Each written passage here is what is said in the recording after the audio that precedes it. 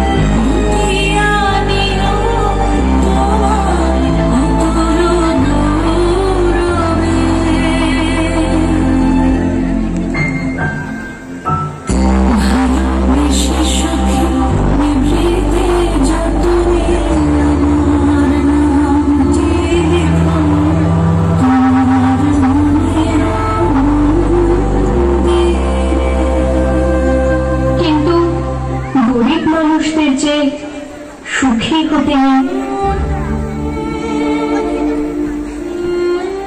এটাই তো বিধাতার লিখন। প্রতিবেশীদের কুমন্ত্রণায় আমার মা হলেন চরিত্রহীন জমিদারের কাছে। বিয়ের রাতে পাখা বন্ধ করে আমার শ্বশুর পরিত্যাগ করলেন আমায়, নানা কথা বলে।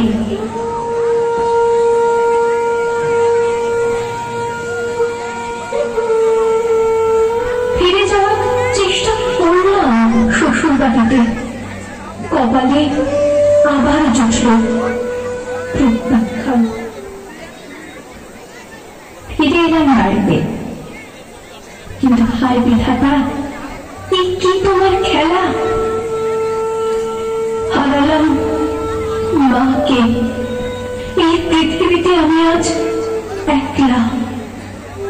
এখন আমি কোথায় যাই, কি করি, কিচ্ছু জানি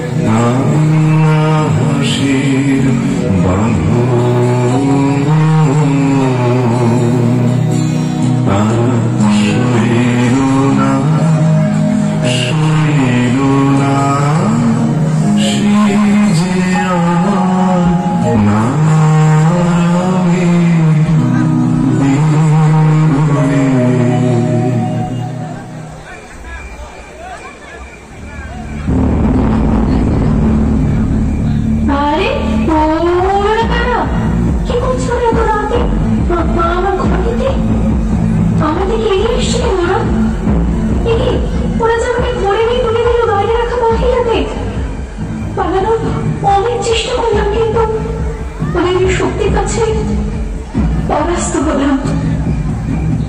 শুনলাম কোন এক জমিদারের হাতে তুলে দেবে আমাকে তার ভোগের জন্য। চোখে নেমে এলো অন্ধকার, পালকি জন্য অন্ধকার জঙ্গলের পথ ধরে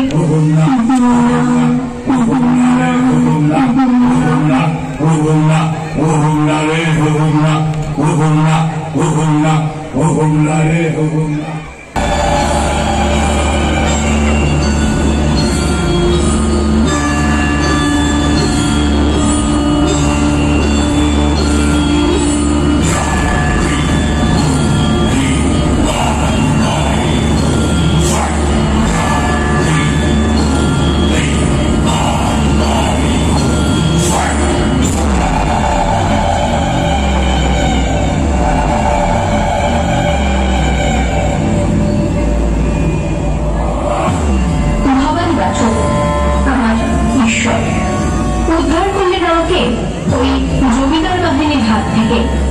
যদিও তিনি নিজেও ছিলেন এক ভয়ঙ্কর দস্যু, সন্তানের মতো গড়ে তুললেন আমাকে। শিক্ষা গ্রহণ করলাম বিভিন্ন বিষয়ে।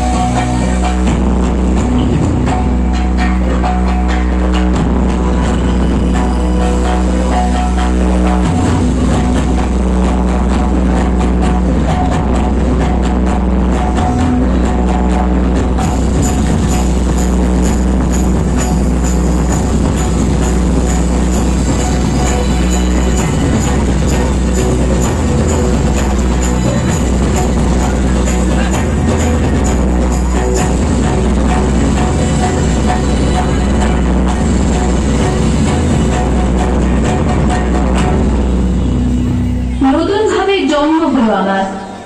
দেবী চৌধুরানী রূপে রুখে দাঁড়ালাম গরিবের সপক্ষে, ধনীর বিরুদ্ধে।